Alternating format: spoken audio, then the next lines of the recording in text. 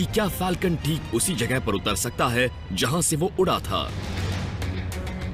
Falcon 9 rocket एक गगनचुंबी इमारत जितना बड़ा है। उसमें रॉकेट ईंधन भरा हुआ है और हम टेक्सास के बीचों बीच हैं। और वो मैं हूँ जिसकी उंगली प्लीज अब नीचे आओ या प्लीज जो कर रहे हो उसे रोक दो वाले बटन पर तो डर लगता है।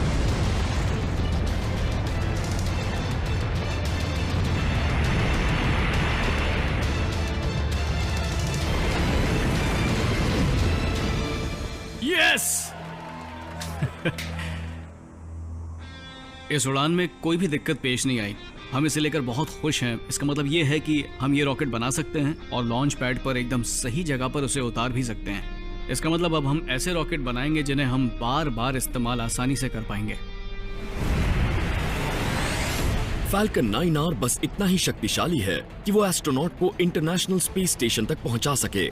लेकिन स्पेसएक्स ने एक और बड़ी रॉकेट पर काम शुरू कर दिया है, जो है फैल्कन हेवी। दोबारा इस्तेमाल के लायक हेवी लिफ्ट रॉकेट एस्ट्रोनॉट से भरे एक स्पेसक्राफ्ट को पृथ्वी के इर्द गिर्द पार्किंग ऑर्बिट में भेजकर फिर दूसरे चक्कर के लिए लौट सकता है, जिसमें वो इतने ईंधन वाला टैंकर पहुंचा देगा कि स्पेसक्राफ्ट पृथ्वी से मंगल पहुंच सके। स्पेसएक्स के नजरिए से दोबारा इस्तेमाल के लायक रॉकेट न सिर्फ मंगल जाने के अकेले इंसानी मिशन की लागत कम करेंगे, बल्कि वो मंगल पर बस्तियां बसाने को बढ़ावा भी देंगे। बात यह है कि मंगल पर पहुंचने के लिए सबसे सही वक्त तब होता है जब ग्रह एक सीध में होते हैं, ताकि वहां पहुंचना सबसे किफायती हो सके। इसलिए अगर हमें मंगल पर बस्ती बसानी है तो हमें जल्दी से जल्दी ज्यादा से ज्यादा लोगों को वहां भेजना चाहिए और कुछ साल के बजाय कुछ घंटों के अंदर दोबारा उड़ान भरनी चाहिए। अगर हम मंगल ग्रह पर पहुंचने की लागत को $5 लाख से कम कर सकें और उम्मीद है आगे चलकर उससे भी कम करने में कामयाब रहे, तो मुझे लगता है कि काफी लोग पृथ्वी पर अपना सारा सामान बेचकर मंगल पर जाने के लिए तैयार हो जाएंगे। दोबारा इस्तेमाल के लायक रॉकेट जल्द ही एस्ट्रोनॉट को पहले से कहीं ज्यादा तादाद में कक्ष में भेजने लगेंगे। लेकिन उनके और मंगल के बीच अब भी एक बड़ी रुकावट है। क्या वो वहां तक के लंबे सफर को झेल पाएंगे?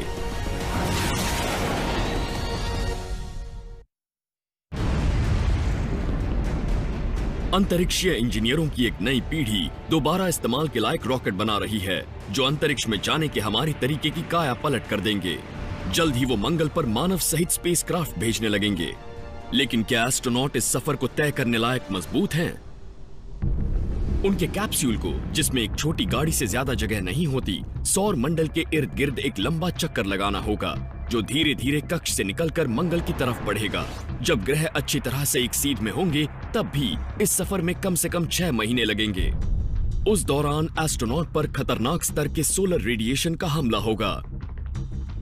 पृथ्वी की सतह पर हम पृथ्वी के वायुमंडल से अंतरिक्ष के रेडिएशन से सुरक्षित रहते हैं। जब आप पृथ्वी से बाहर जाते हैं तो आपको कोई सुरक्षा नहीं मिलती।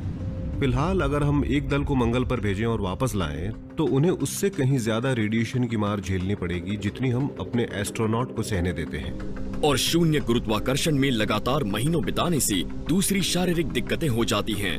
हड्डियों को नुकसान, मांसपेशियों को नुकसान और दिमाग के आसपास मौजूद फ्लूइड में बदलाव होने से उनकी आंख की पुतलियों का आकार बिगड़ सकता है, जिससे धुंधला नजर आने लगेगा। लेकिन मंगल तक के लंबे सफर का एक और जोखिम भी है। वो किसी भी मिशन के लिए सबसे बड़ा खतरा हो सकता है। अपने पूरे सफर में एस्ट्रोनॉट न कभी अपने तंग क्वार्टरों से बाहर कदम रखेंगे और न कभी एक पल अकेले रहेंगे। अच्छा, तो रेचल, मैं चाहता हूँ कि आप एक बढ़िया सी खिली हुई मुस्कान दें। बहुत खूब, ठीक है, बस इतना काफी है। यूनिवर्सिटी ऑफ पेंसिल्वेनिया में डॉक्टर डेविड डिंजिस एस्ट्रोनॉट की दिमागी हालत पर लंबे समय तक कैद रहने के असर का अध्ययन करते हैं। और अब आप कुछ बुरा सोचना शुरू कीजिए। बर्ताव की दिक्कतें बेकाबू हो जाने से पहले उनका पता लगाने की टेक्नोलॉजी पर वो काम कर रहे हैं। हमें जिस चीज की सबसे ज्यादा चिंता है वो है डिप्रेशन, गंभीर साइकोटिक रिएक्शन, खुदकुशी पर उतारू बर्ताव। हम लोगों की इस बात पर भरोसा नहीं कर सकते कि मुझे ऐसा महसूस हो रहा है, क्योंकि हम जानते हैं कि अक्सर उन्हें पता नहीं होता कि वो कैसा महसूस कर रहे हैं। कई लोग ये नहीं समझ पाते कि वो कब बहुत उदास हैं या कब बीमार हैं। ये पता लगाने के लिए कि क्या मुट्ठी भर लोगों के लिए ये मुमकिन है कि महीनों तक लगातार वो एक तंग जगह में एक साथ रह पाएंगे, डेविड ने रशियन स्पेस एजेंसी के साथ काम किया।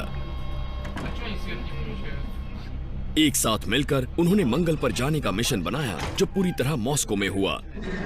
मॉस्को के इंस्टीट्यूट फॉर बायोमेडिकल प्रॉब्लम्स ने एक बड़ा कदम उठाते हुए जमीन पर एक स्पेस क्राफ्ट बनाया जिसमें असली मिशन कंट्रोलर और असली लोग थे, जैसे कि astronaut, engineer, physician, astronaut trainer, जो यूरोप से, रूस से और एक चीन से था। सभी 6 लोग मर्द थे जो एक चैम्बर में रहे।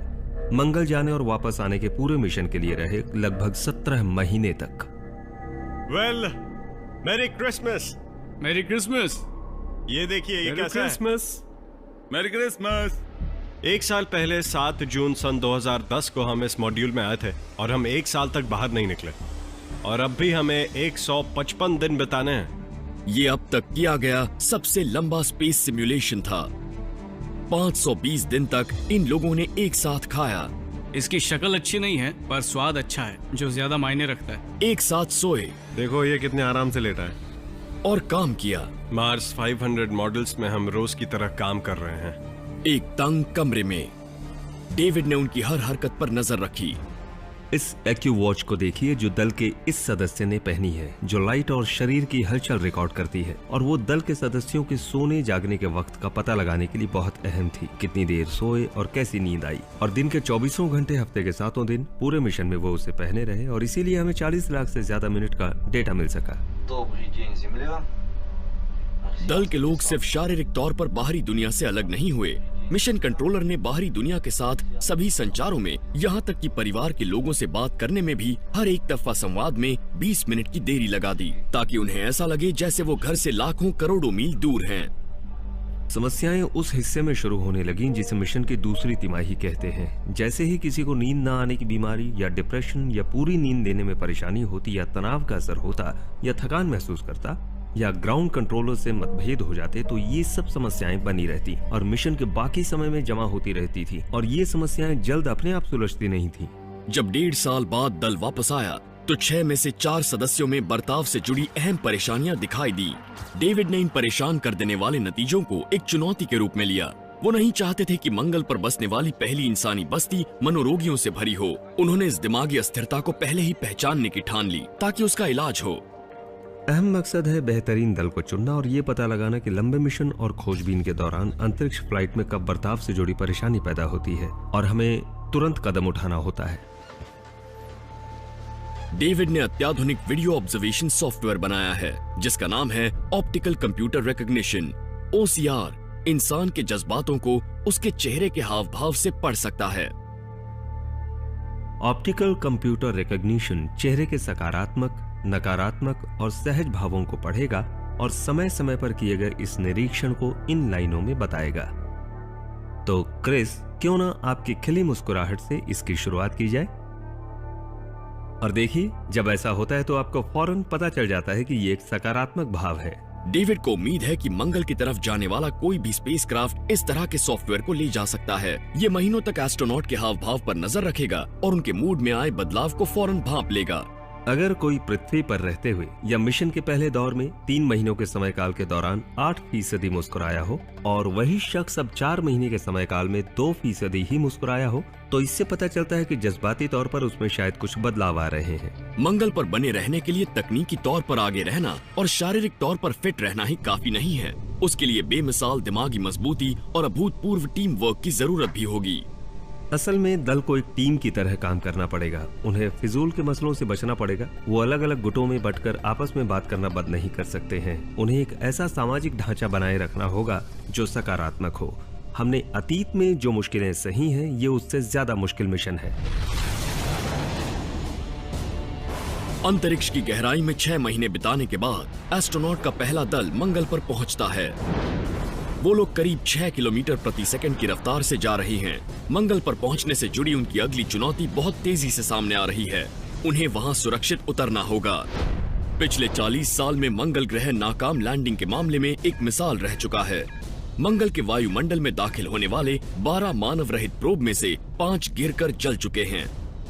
मंगल पर चीजों को उतारना बहुत ही मुश्किल है। आपके पास ऐसा स्पेसक्राफ्ट है जो काफी टन भारी है और 6 किलोमीटर प्रति सेकंड की रफ्तार से पूरी एनर्जी के साथ जा रहा है। तो आपको वो सारी किनेटिक एनर्जी कम करनी पड़ेगी, वरना आपका स्पेसक्राफ्ट किसी ज्वालामुखी में टकरा जाएगा और जमीन में एक बड़ा गड्ढा बना देगा। पृथ्वी का घना वायुमंडल तेजी से आते एक स्पेसक्राफ्ट की रफ्तार को 320 किलोमीटर प्रति घंटे तक कम कर देगा, लेकिन मंगल का वायुमंडल उससे 100 गुना पतला है।